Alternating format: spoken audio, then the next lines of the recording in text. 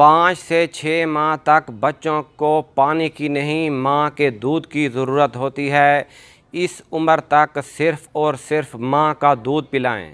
दूध पिलाना शुरू करने का बेहतरीन वक्त पैदाइश के आधे घंटे से 1 घंटे के अंदर अंदर है।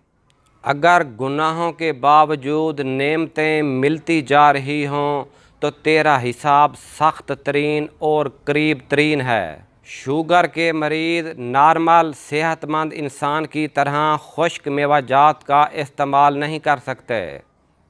पसीना बहाए बग़ैर ना ही आपको दौलत मिलेगी और ना ही सेहत।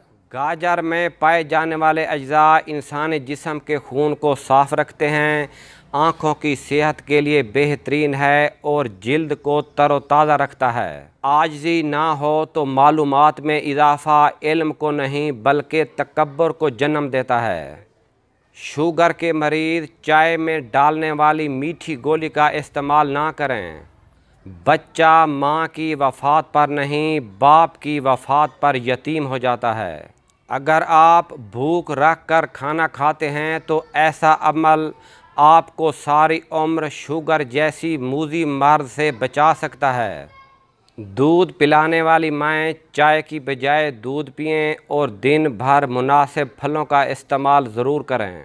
फैमिली में मौजूद सब घर वालों को सबसे ज़्यादा तवज्जो बच्चों और बूढ़े वालिदैन को देनी चाहिए।